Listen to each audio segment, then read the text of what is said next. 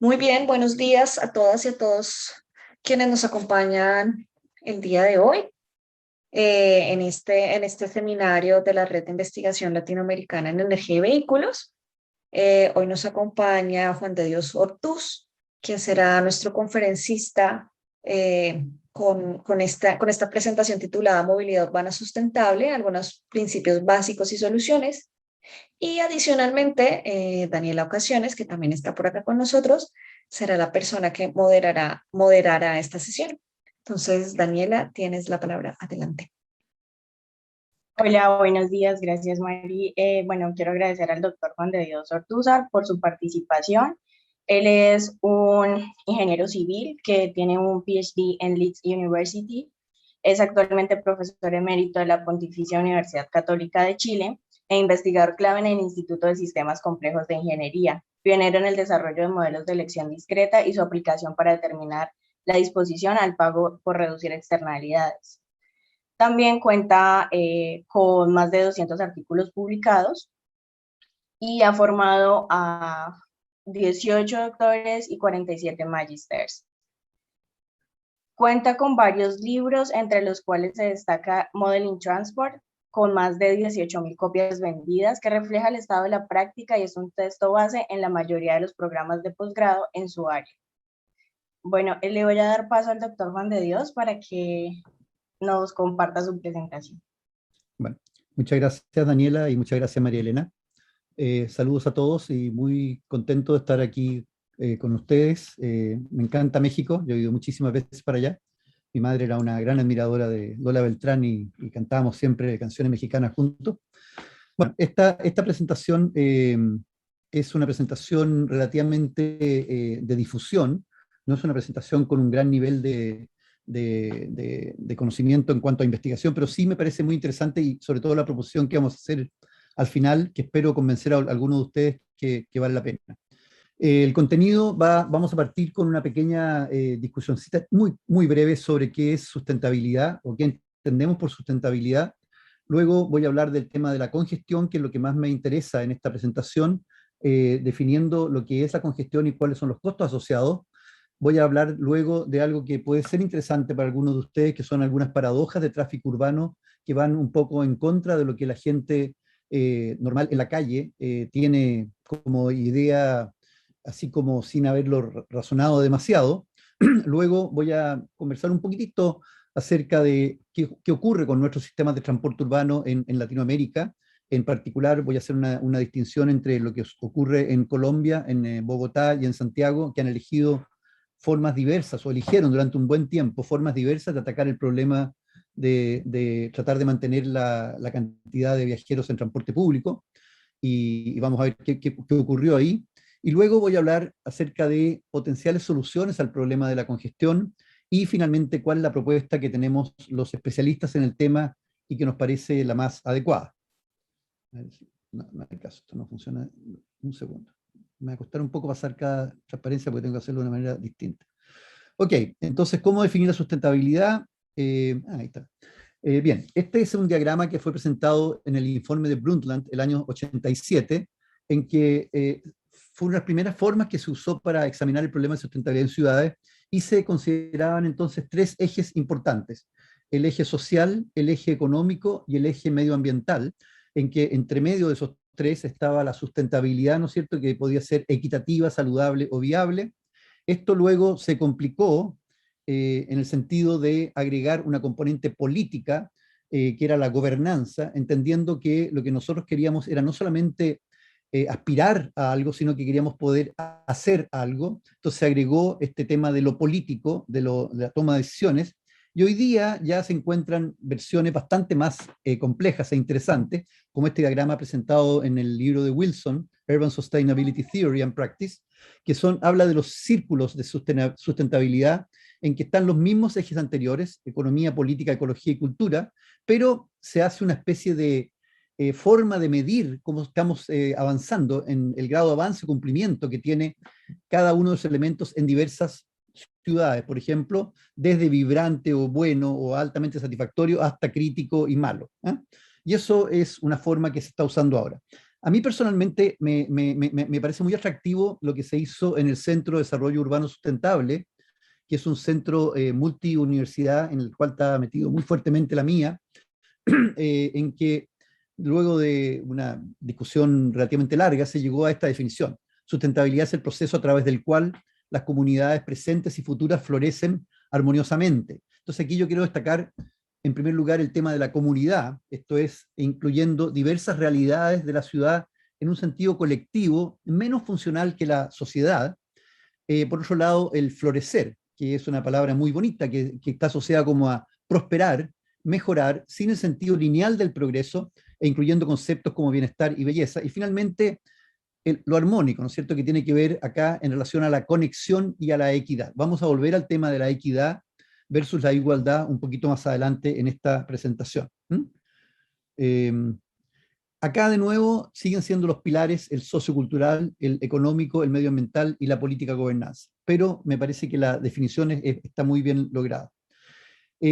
Ahora voy a dejar esto de la sustentabilidad un poquito de lado y me voy a meter en el tema más de fondo que era de esta presentación, que era la congestión, y voy a partir con una pequeña definición de lo que es la congestión y cuáles son los costos asociados a la congestión. Para partir, les voy a dar algunos datitos. Este es un informe que hace todos los años el Texas Transportation Research Institute. Esta es una versión de hace un par de años atrás. Si se toman en cuenta las 70 principales ciudades de Estados Unidos, en 20 años su población creció aproximadamente en 10% y los kilómetros de vías urbanas en más de 15%. Sin embargo, en ese mismo periodo, los tiempos perdidos en congestión se triplicaron a un costo estimado de $80.000 millones al año. Los conductores gastaron aproximadamente 60 horas al año en atascos o tacos, como le decimos acá en Chile, el doble que 10 años antes.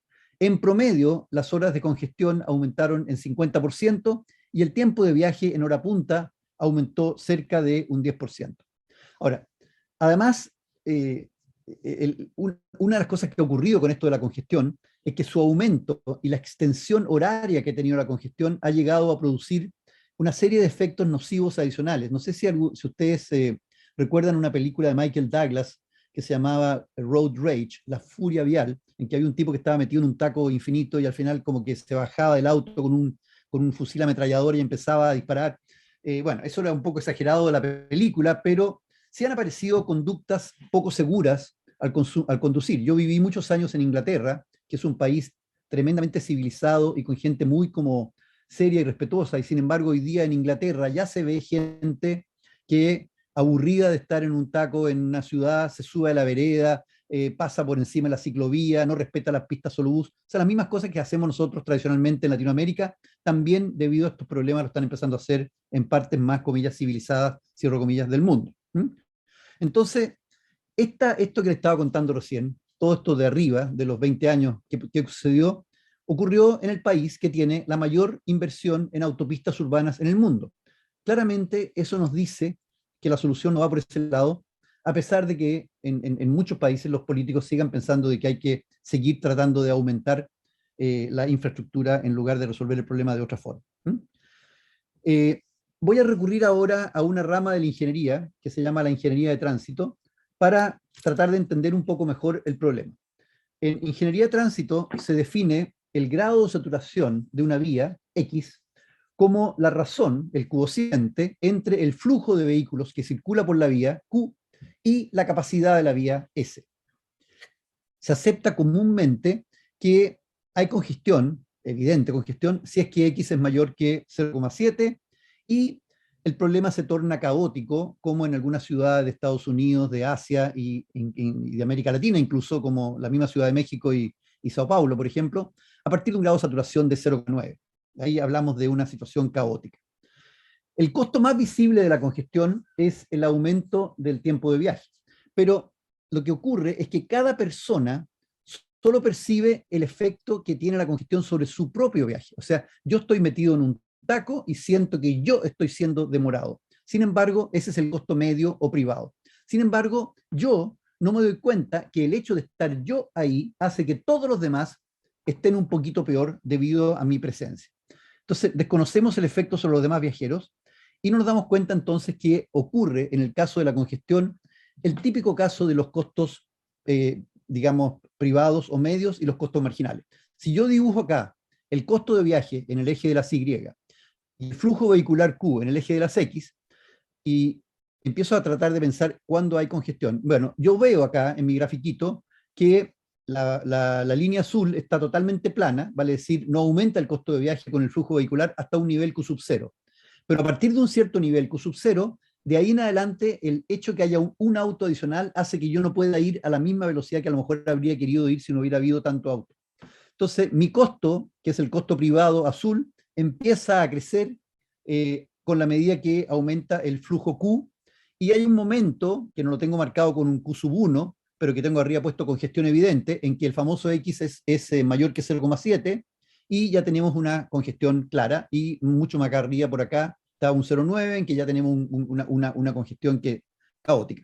Pero lo importante de este gráfico es mencionar que el costo social, vale decir, el costo de todos los demás que están metidos, ¿no es cierto?, ahí, y también incluye, por cierto, otra gente que no necesariamente esté conduciendo, es mucho mayor que el costo privado, porque cuando hay costos crecientes, en general el costo marginal es mayor que el costo privado. Entonces hay una diferencia entre el costo rojo, que tengo ahí yo dibujado en rojo, para un nivel Q cualquiera, y el costo azul. Esa diferencia es la diferencia entre el costo social y el costo privado. Voy a volver a esa diferencia posteriormente, porque una de las soluciones más interesantes para tratar de atacar el problema de la congestión en ciudades es cobrar esa diferencia, cobrar la diferencia entre el costo social y el costo privado, lo que se llama tarificación por congestión o tarificación vial.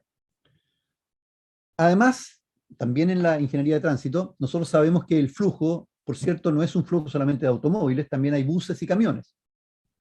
Se ha definido, para poder trabajar más sencillamente con estas cosas, una unidad que se llama el vehículo equivalente. El vehículo equivalente es, por ejemplo, un auto que circula derecho. Un auto que dobla a la derecha es 1,25 o 1,17 vehículo equivalente, dependiendo de la ciudad. Estos números son distintos en cada ciudad. Entonces, en el caso de Santiago, por ejemplo, un vehículo equivalente, que es un auto, conduciendo derecho, transporta en promedio, estos son datos del año 2012, en hora punta 1,25 pasajeros.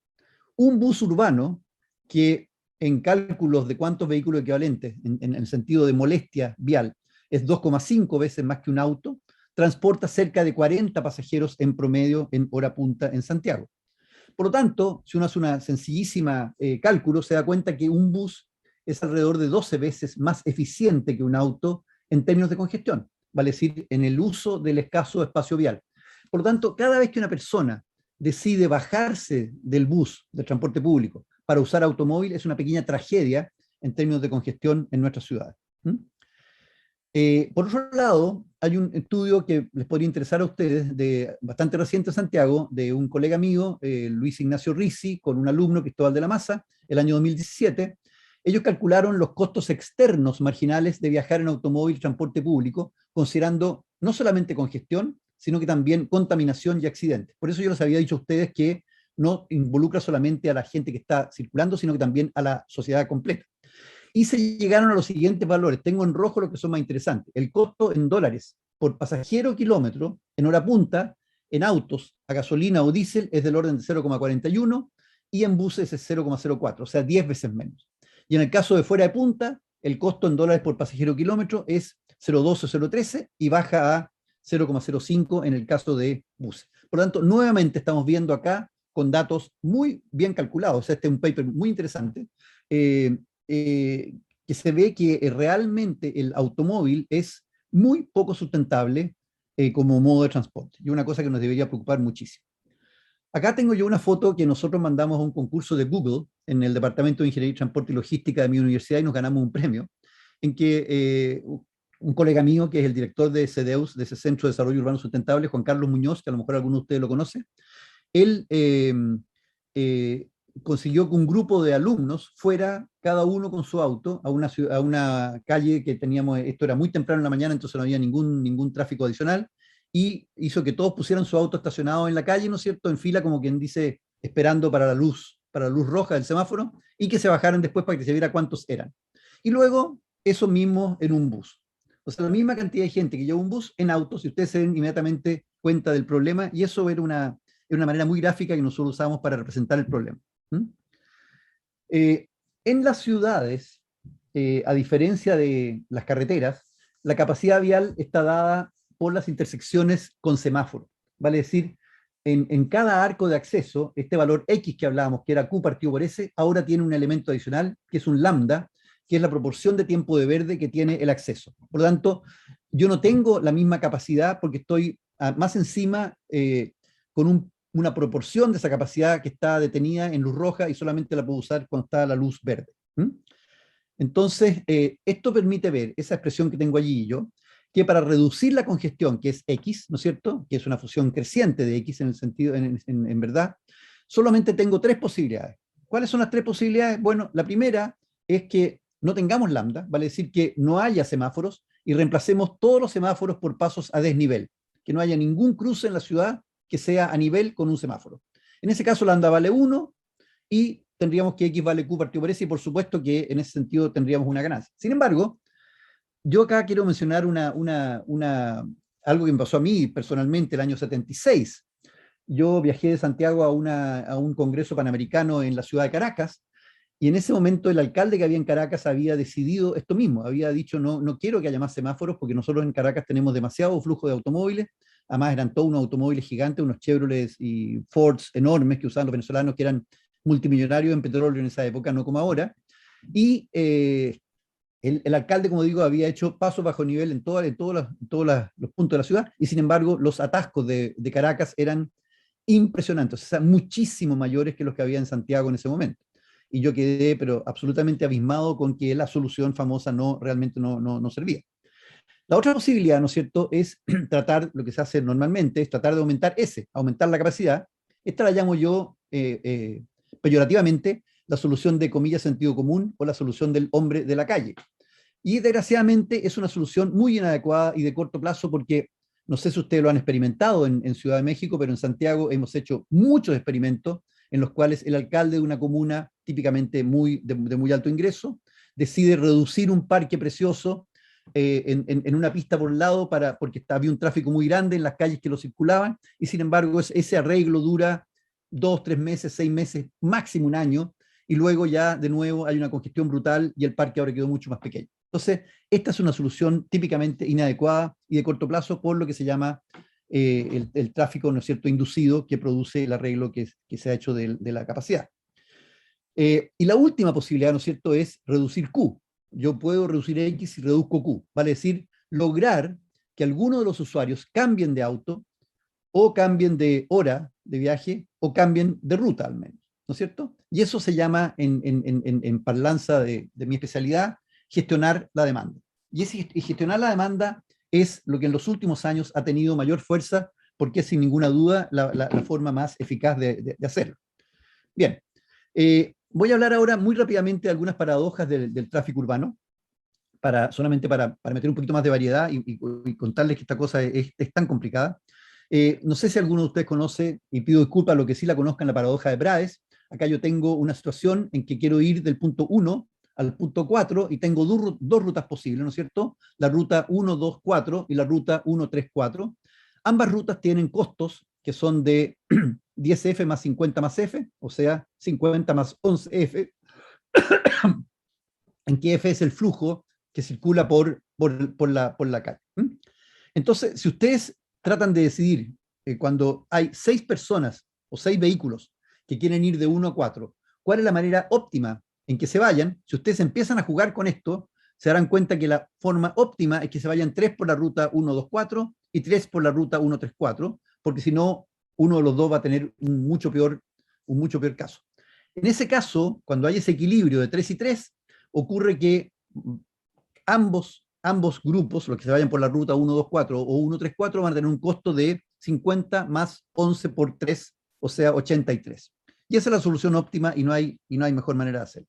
Bueno, imaginemos que llega un alcalde que decide que este costo en realidad es muy grande y que hay que hacer inversión en infraestructura y desea hacer un nuevo enlace entre los nodos 2 y 3. En ese caso, ¿no es cierto?, hace un enlace que es muy bueno, que tiene un costo bajo de 10 más F, o sea, mucho mejor que los anteriores, y de nuevo tenemos el problema de cómo resolvemos este equilibrio. Bueno, si ustedes juegan con esto, y créanme esto está bien hecho, van a llegar a que la solución más adecuada, los costos siguen siendo 50 más 11F en el caso de las rutas 1 y 2, y el costo de la ruta 3 es 10 más 21F. La solución óptima de este problema, que es un poquito más complejo, de cómo se van los 6 vehículos, es que se vayan 2, 2 y 2. Pero si se van 2, 2 y 2, ocurre que pasa algo muy extraño, que es que ahora todos los viajeros tienen un costo que es mayor que el anterior, porque es 92. Y de hecho, la única solución, la mejor forma de que esto no ocurra es que nadie use la ruta 2-3, con lo cual volverían a tener todos 83, pero eso no ocurre espontáneamente. Ahora, yo estoy haciendo un ejemplo acá extremadamente sencillo. En la vida real, esta paradoja ocurre y es ciertamente mucho más difícil darse cuenta de la posibilidad de evitar esta nuevo enlace 2-3. Esa es la paradoja de Bradach que se planteó en los años 50, fines de los años 50, y sigue siendo muy interesante. Por lo tanto, en esta paradoja, añadir un enlace nuevo podría empeorar el tiempo de todos los usuarios. ¿Por qué? Porque la gente se está asignando no por el costo social, sino que por el costo privado. La otra paradoja que es muy interesante es la paradoja de Dambs-Townsend-Mogridge, le agrego yo porque Martin Mogridge la popularizó. Esta paradoja tiene que ver con usar auto versus usar bus, nuevamente. Entonces yo acá tengo una situación en la cual tengo los costos de auto y bus en el eje de la CI, a la izquierda el costo de bus, a la derecha en mi pantalla el costo de auto, y abajo tengo el flujo, que yo tengo un flujo total Q, que lo divido en Q sub A, que es el flujo que se va en auto, y Q sub B, el flujo que se va en bus.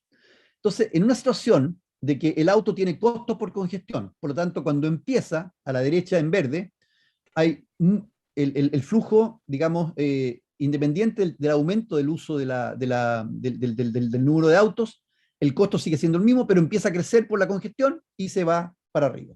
En cambio, el transporte público tiene lo que se llama economías de densidad. Vale decir, si ustedes diseñan un sistema de transporte público, para una persona habría que cobrarle una fortuna, pero cuando lo usan muchísimas personas, obviamente que los costos se pueden dividir por ese número y van bajando, economías de densidad. Entonces, en este caso particular, tenemos que la curva azul de costos de densidad del bus se encuentra con la curva verde en ese punto que está allí, a un costo C sub 0, que sería el equilibrio en que serían Q sub A 0 personas en auto y Q sub B 0 personas en bus.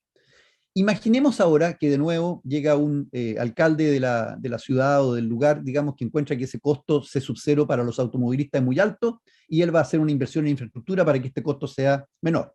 Y construye una autopista o mejora mucho las rutas de manera tal que ahora el costo inicial de los autos es menor que el costo verde que tenía allí y la congestión crece más o menos parecido que antes, pero empieza después. Entonces tendríamos una situación como la curva en rojo. Pero fíjense lo que ocurre. Con esta curva en rojo, que favorece mucho a los automovilistas porque ahora tienen mucho más tiempo sin congestión y luego empieza a crecer la congestión al mismo nivel que antes, ahora se encuentra con la curva de costo de densidad del bus en el punto C sub 1.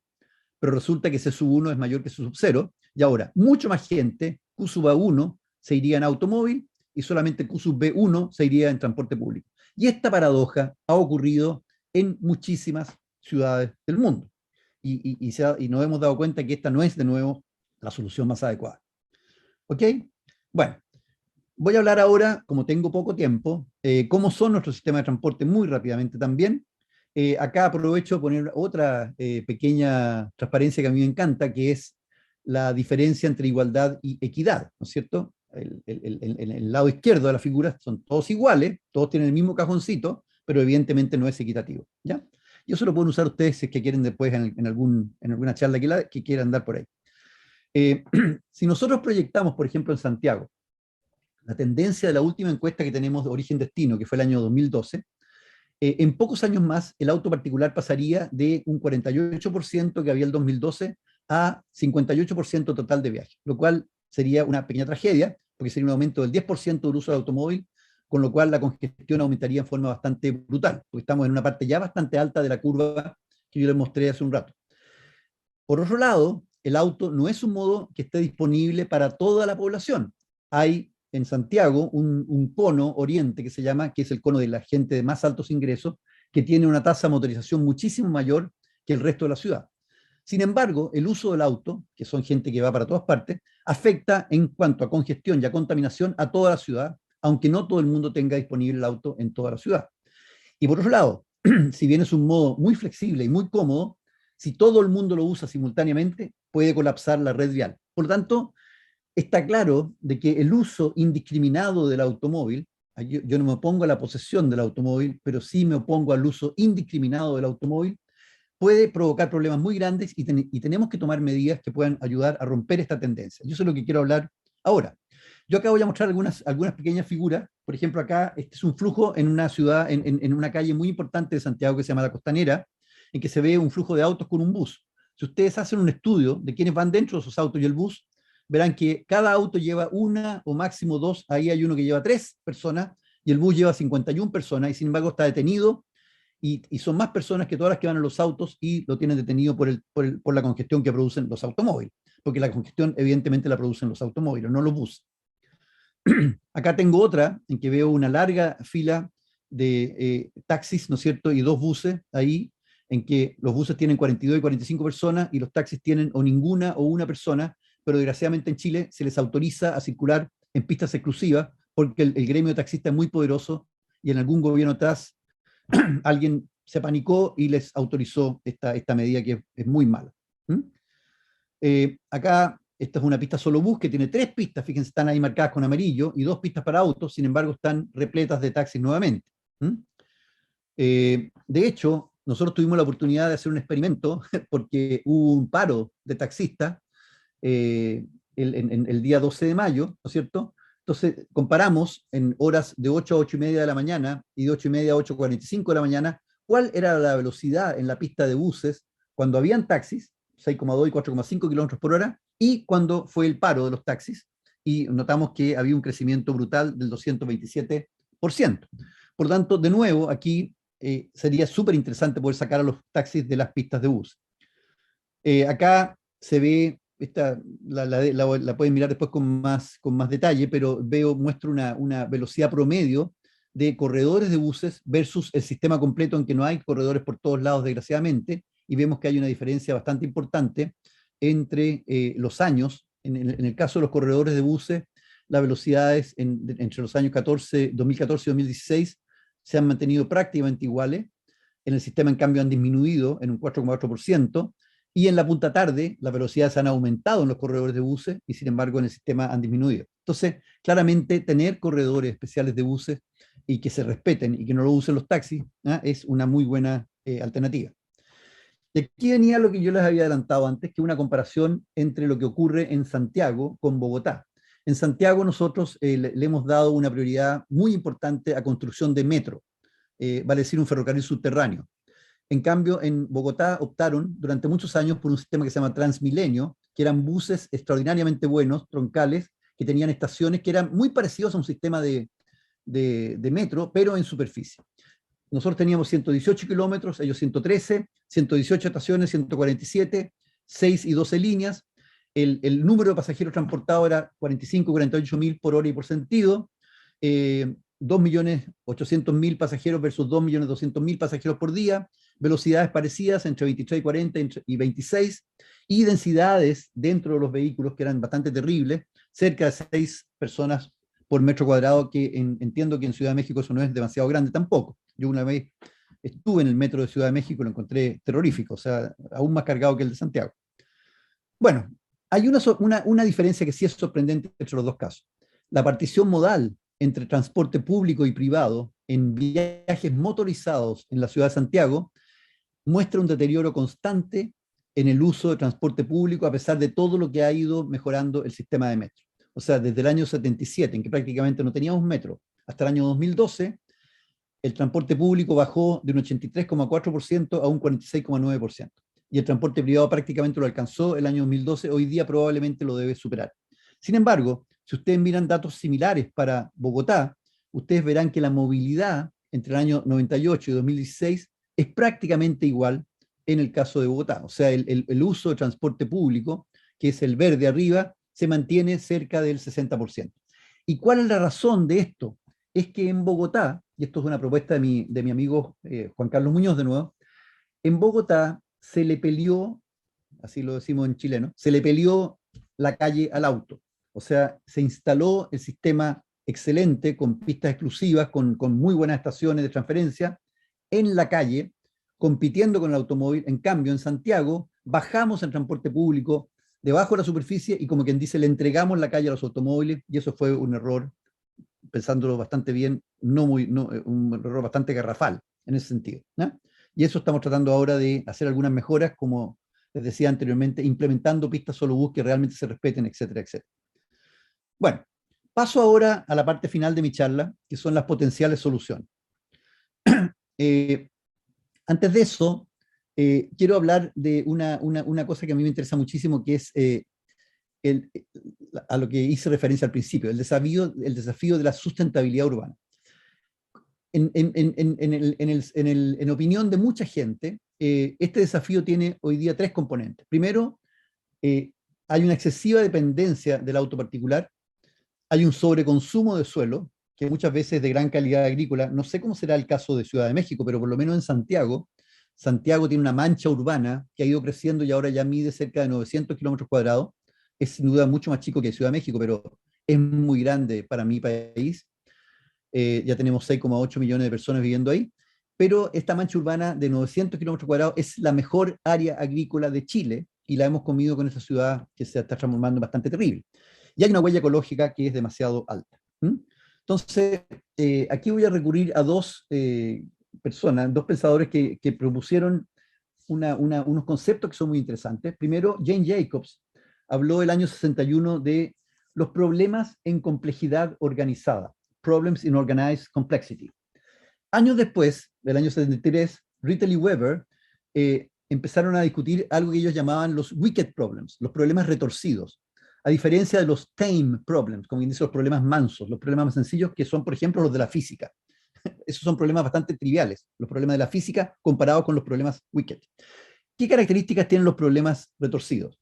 Son difíciles de resolver, son interdependientes y tienen múltiples causas, las soluciones pueden llevar a consecuencias inesperadas, no tienen soluciones claras, son socialmente complejos, involucran cambios de comportamiento, están entre fronteras organizacionales, aparentemente no tienen solución y hay un historial de fracasos, y finalmente tampoco hay soluciones absolutas, pero sí se puede mejorar y operar. Es un poquitito como tener un globo que uno lo aprieta por un lado y sale una curcuma por otro lado.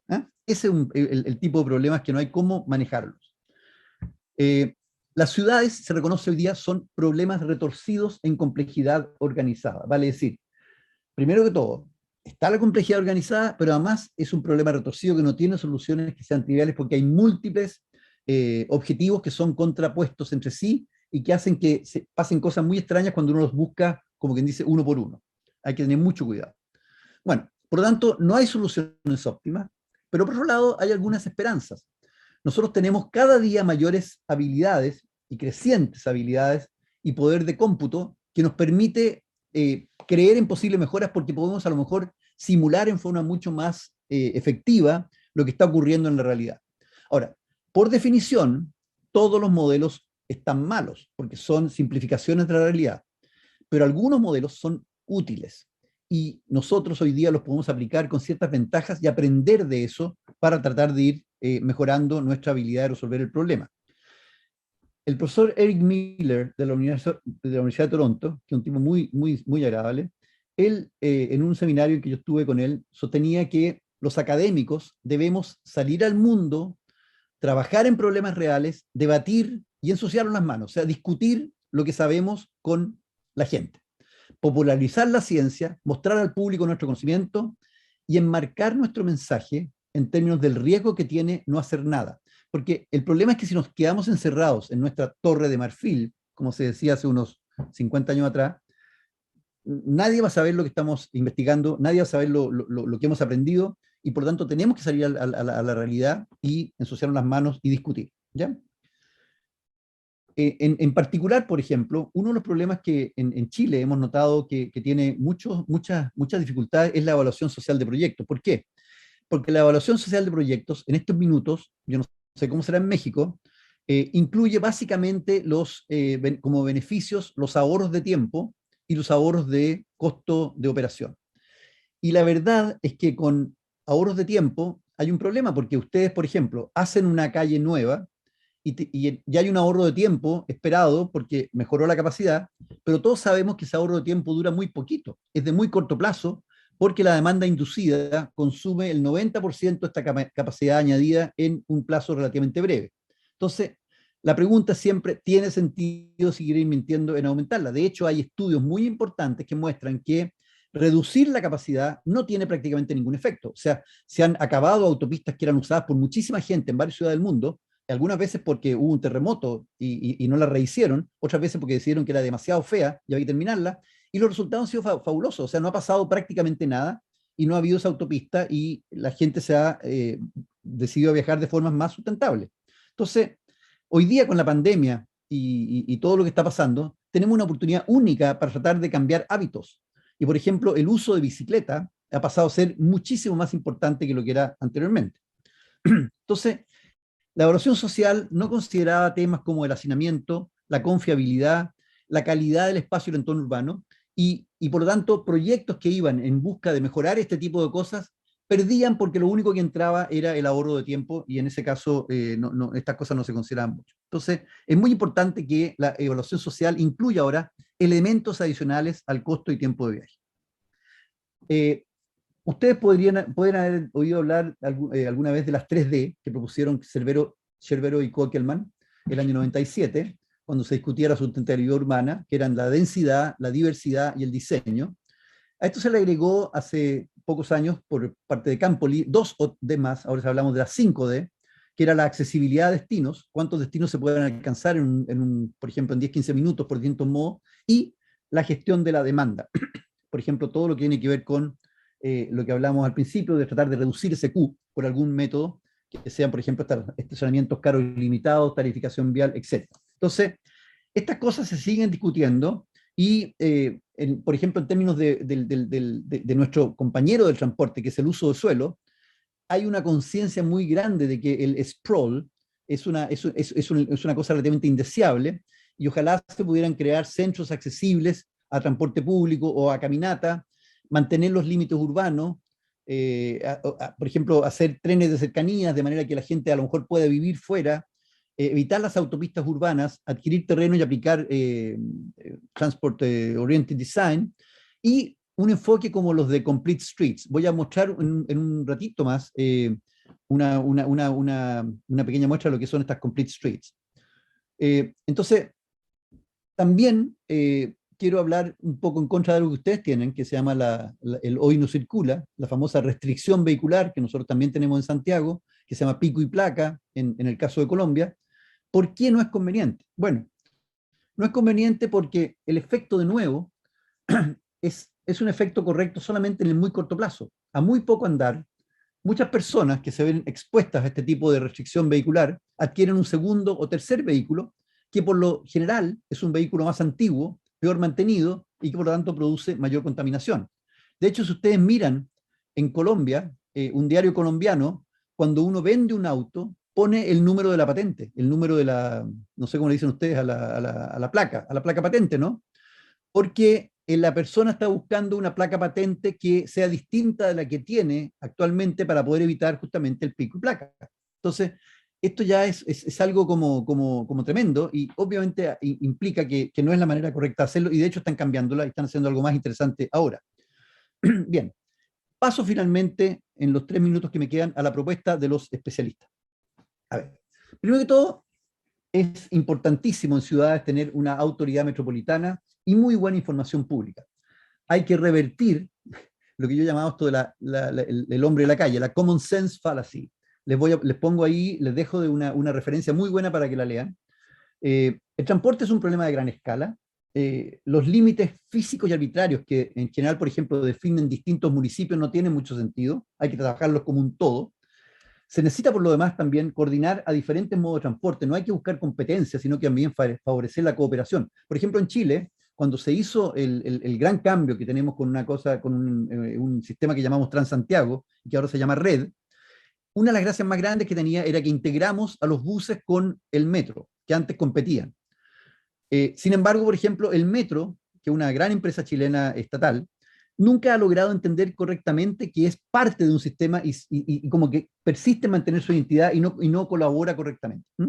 Y también se requiere una coordinación muy importante entre transporte y uso de suelo. Ahora, el problema es que en democracia es muy difícil alcanzar una visión unificada y normalmente no existe. Si se deja, por ejemplo, que el mercado decida, van a aparecer futuros que pueden no ser muy buenos. En Chile se dejó el mercado como único líder cuando partió un gobierno que tuvimos en los años 70 y 80, el gobierno militar, y resulta que llegamos a situaciones que eran bastante malas en términos de transporte público urbano. Curiosamente, en el transporte interurbano el mercado funcionó relativamente bien. Entonces, nosotros hablamos, yo tengo este libro, Modeling Transport, que mencionó al principio la Daniela, con Luis Willumsen, y ahí nosotros lo que hacemos es hablar de planificación continua. Esto es, nosotros no podemos hacer planificación de largo plazo, estática, fija, tenemos que pensar en que todo va a ir cambiando constantemente porque el futuro es muy tenue. Lo único que tenemos que hacer es ponernos de acuerdo en ciertos temas fundamentales, por ejemplo, evitar el uso indiscriminado del auto, apoyar modos más eficientes y saludables, como el transporte activo, de todo punto de vista, pero lo que va a ir pasando a medida que vayamos planificando, que es muy importante planificar, tiene que ser mirado constantemente a la luz de nueva información y probablemente cambiado. Por lo tanto, hay que generar procesos adecuados de participación ciudadana. Yo creo que ya nadie duda que la participación ciudadana es un tema muy importante y que tiene que estar ahí fuerte. Y eso permite apropiarse y valorar lo que está disponible, permite mejorar las intervenciones, permite precisar las necesidades y recoger el contexto local en forma adecuada. La ministra de Transporte ayer en Chile, hablando justamente en este cierre de la premiación Abertis, decía que uno de los problemas que hemos tenido en Chile era que nosotros generamos una maravillosa capacidad de construir infraestructura a través de la inversión privada, pero lo hicimos de forma tal que la gente como que perdió la idea de que esa infraestructura era nuestra, era de cada uno de los chilenos por ser del Estado, sino que más bien se tiene la sensación de que pertenece al que la hizo, y hay como una especie como de resentimiento contra los puertos hechos por privados, contra las autopistas hechas por privados porque se les cobra, etcétera, y no se ha hecho una adecuada labor de difusión, que esto fue solamente un método para hacerla, pero no que que siguen siendo de todo. Bueno, esta la deben haber conocido ustedes, la pirámide invertida de transporte. Anteriormente era al revés. Hoy día estamos totalmente claros que hay que darle mayor prioridad a peatones, bicicletas y transporte público mayor que al resto de los modos. Esto es un ejemplo de las famosas calles completas. Pasar de una calle como esta, que a lo mejor a ustedes no les parece mal, pero miren la diferencia cuando la tratamos como una calle completa, o sea, en que hemos agrandado las veredas, hemos hecho que sea mucho más grato para los peatones, hemos puesto ciclovías, el transporte público ahora tiene prioridad, hay árboles, o sea, es una diferencia bastante brutal, en mi opinión, con la anterior. Bien, paso a la parte final. Un bien público congestionado, que por ejemplo el uso de la calle es un bien público, debe, de acuerdo a la teoría económica, ser tarificado a costo marginal. Curiosamente, en nuestros países y en muchos países, casi todos los servicios tradicionales, como el agua, la electricidad, los teléfonos, incluso el transporte de larga distancia, opera de esta forma. Vale decir, a ustedes, cuando hay mayor uso, se les cobra más, porque si no habría que invertir en exceso que no sería usado durante la mayoría del tiempo. Entonces nosotros, para el caso de las ciudades y las calles, proponemos una política de garrote y zanahoria. Stick and carrot. El garrote implica cobrar a los automovilistas el costo marginal social, que habíamos visto en rojo, de circular para que tomen sus decisiones de viaje, que es modo, hora y ruta, basadas en los costos reales del sistema. Esta tarificación vial ha sido implementada en Singapur de una manera brillantemente desde el punto de vista técnico, en varios países nórdicos, en Milán y en Londres, que a mí me parece un ejemplo muy importante porque Londres es una capital de por sí clarísima en que es lo más democrático que hay, y funcionó maravillosamente bien. Si alguna vez hay tiempo o alguien me hace la pregunta, les puedo contar la historia muy brevísima de por qué y el alcalde Ken Livingstone la gracia tenía. Hoy se está estudiando la tarificación vial seriamente en Buenos Aires con un proyecto del BID, el que yo estoy trabajando. Ahora, ¿qué problemas hay? ¿Cómo se traduce el valor óptimo, que es la diferencia entre el costo social y el costo privado, a una tarifa práctica que sea la más apropiada de implementar? Bueno, esto va a depender, por ejemplo, si solo deseamos tarificar por congestión o se incorpora la contaminación, por ejemplo, que es altamente deseable. desde un punto de vista de defensa del sistema. La gente está mucho más dispuesta a que le cobren porque se mejora la contaminación que porque se mejora la congestión. Pero hay problemas de aproximación. La tarifa óptima, por su naturaleza, que es la diferencia entre costo social y privado, es diferente en distintas partes de la ciudad y a diversas horas del día. Sin embargo, si nosotros trabajamos con un cordón, por ejemplo, decidimos que una parte de la ciudad, el centro de Londres, por ejemplo, va a ser tarificado, que es lo más usual en la práctica, y la tarifa no puede más que variar en periodos discretos, hay una necesidad de aproximar, y cómo hacerlo es materia de estudio, pero se puede. Ahora, la tarifa más adecuada también depende de cómo se define el área tarificar. El problema de seleccionar el área, el tamaño del área, y la tarifa más apropiada es un problema único. Los diseñadores en general han optado por soluciones sencillas en busca de que sea aceptable, a riesgo de perder la posibilidad de lograr mayores beneficios económicos del punto de vista social. Y por último, interesa mucho, y esto lo quiero mencionar fuerte acá, el tema de que se perciba que el proyecto tiene una neutralidad fiscal. ¿Qué quiere decir esto? Hace muchos años atrás se formó una Commission for Integrated Transport en el Reino Unido que unía a los organismos siguientes. Miren ustedes, el Royal Automobile Club, el club de automóviles, la Confederación de la Industria Británica y la Asociación de Camioneros.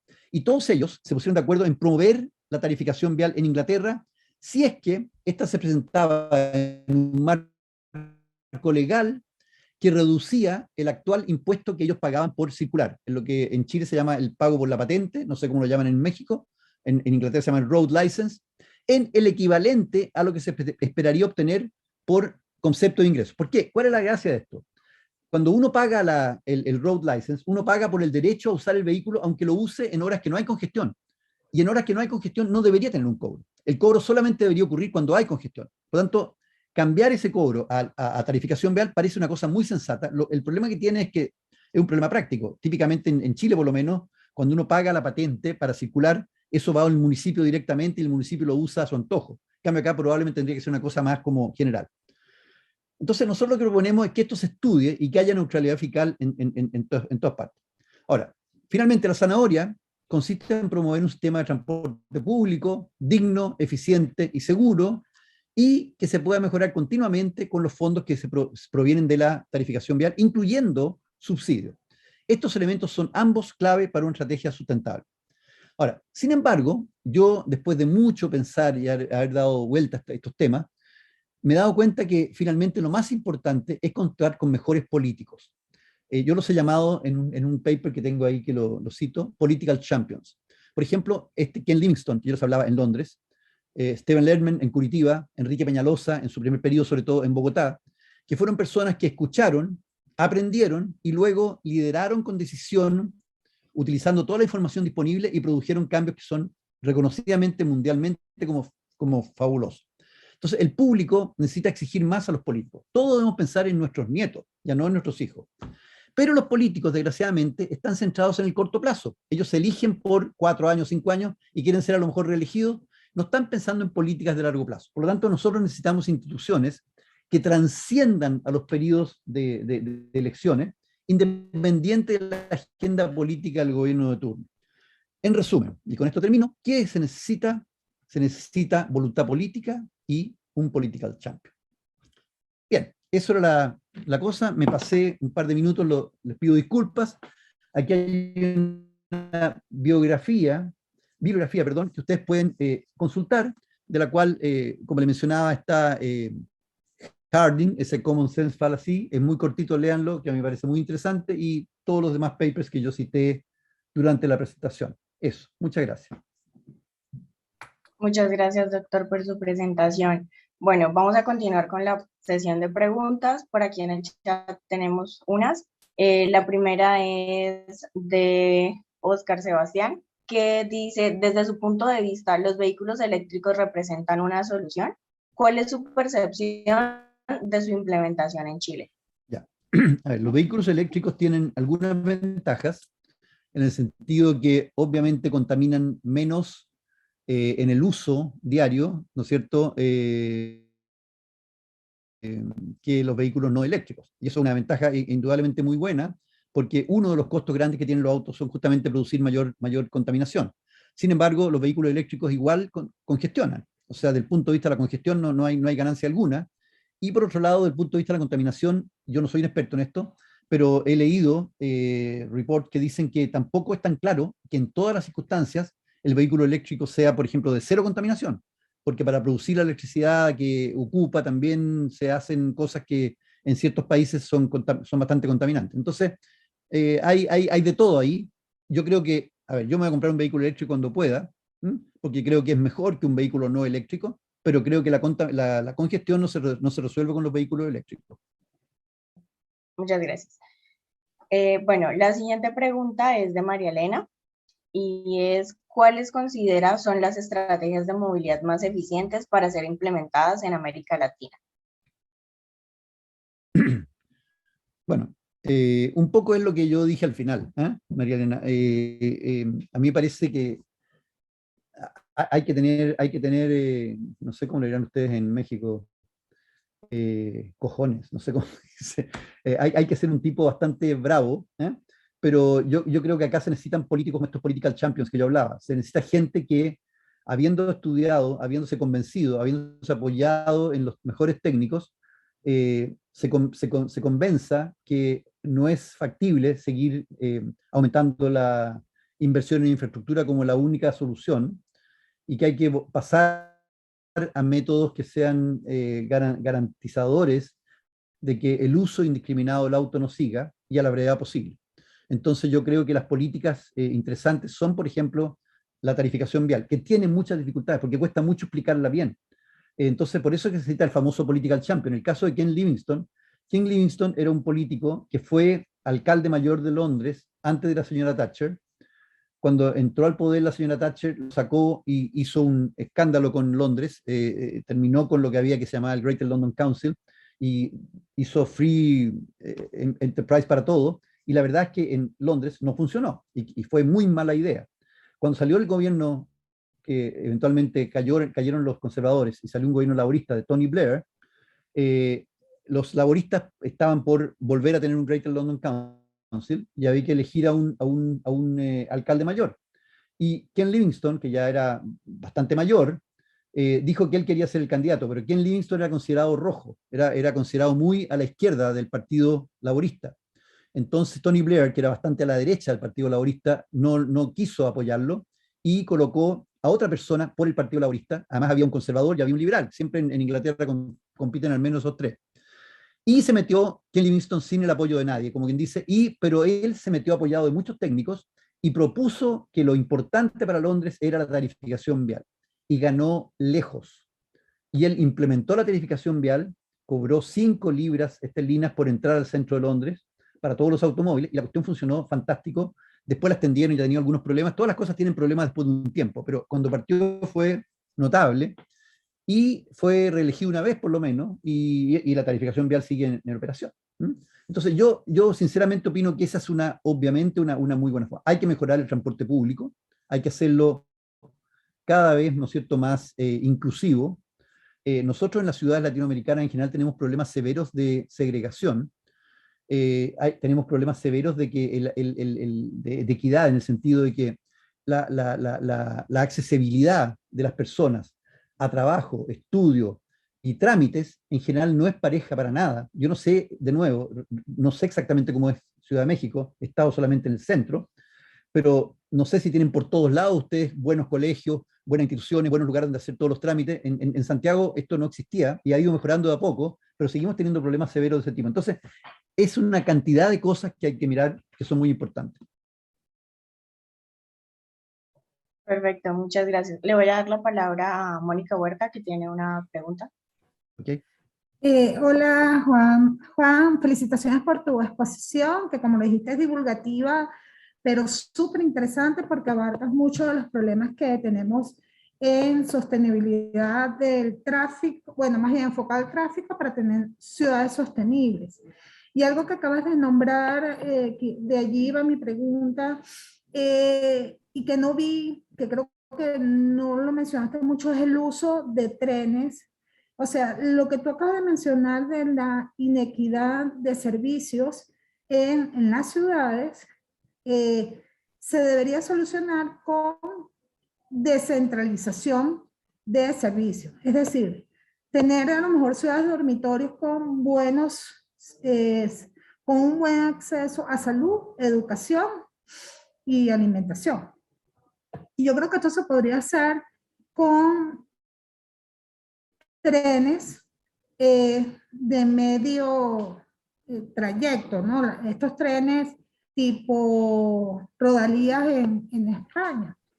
Pero para tú poder implementar este tipo de transporte, deberías ofrecerle se deberían, no estoy hablando de ti, no, sino de la ciudad, de esos champion líderes que tú estás mencionando, se debería ofrecer este tipo de solución.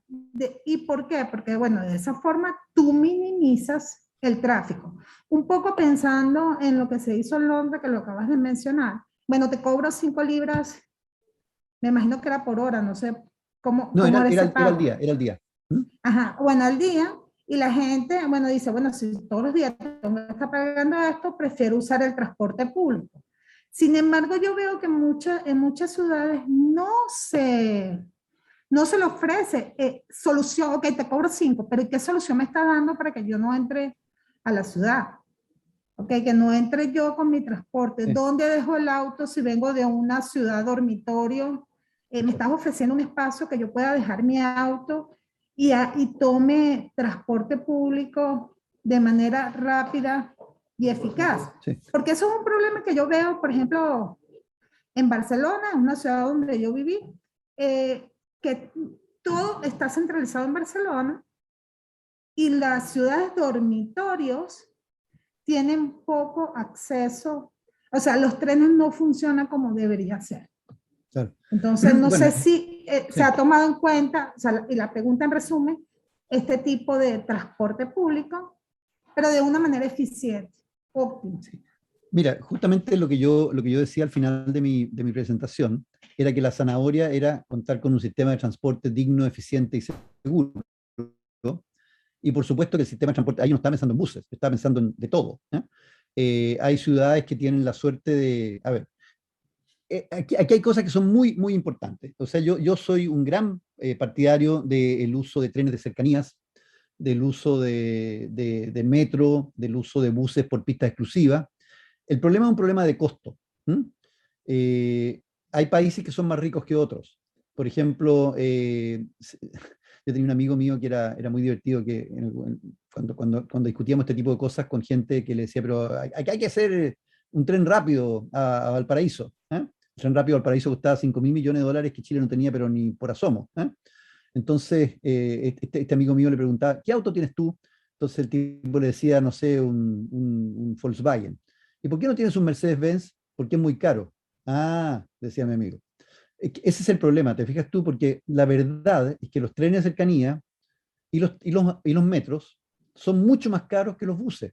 Entonces uno vive pensando en que ojalá pudiera tener buses de muy buena calidad que valen una fracción implementarlo que lo que vale un sistema como trenes de cercanía o metro, pero en la medida que el país va progresando, en la medida que los problemas se van complejizando, ciertamente que yo no descarto para nada, y más bien favorezco el uso de trenes de cercanías y el uso de metro.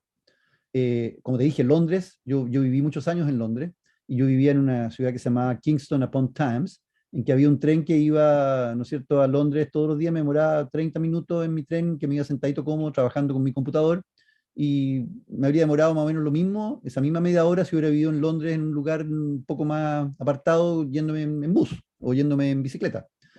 Así que efectivamente es una forma muy buena y muy interesante, pero de nuevo hay un problema de costos. Todas estas cosas tienen que ir viéndose con cuán socialmente rentables son en comparación a otras.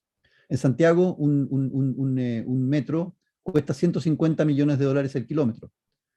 Una pista exclusiva de buses cuesta 10 millones de dólares el kilómetro. Entonces estamos hablando de orden de magnitud mayor. Bueno, si no hay más preguntas, ¿puedo hacer otra? Hay una manito levantada. Es que sí hay varias preguntas, pero por cuestión de tiempo ya tenemos que ir cerrando nada. el seminario. Bueno. Así que, bueno. Bueno, Pues, espero que les haya gustado parte de lo que dije. Yo traté de dar una visión general, como siempre me pasé el tiempo, pero bueno, lo siento. Y ahí, como les digo, en esta referencia que les dejo, ustedes pueden mirar si alguien no la tiene o no la encuentra, pídanmela, yo las tengo todas. Y les voy a mandar, de hecho, el PPT para que ustedes lo circulen. Perfecto, muchas gracias. Doctor Ortúzar, pues ya están preguntando de que si les vamos a facilitar el correo para que las preguntas que quedaron se puedan contactar directamente con usted. Sí, ahí está mi correo, hosinc.cl. ¿Ya? No sé si lo ven. Sí, sí, señor, sí, ahí se alcanza a ver.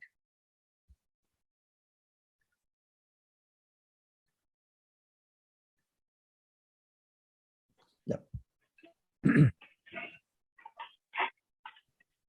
Solo para agradecerle por la excelente presentación.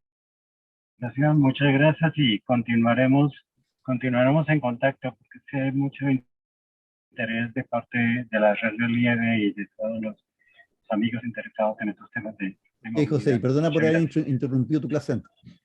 No se preocupe, al contrario, sin problemas. Bueno, buena tarde.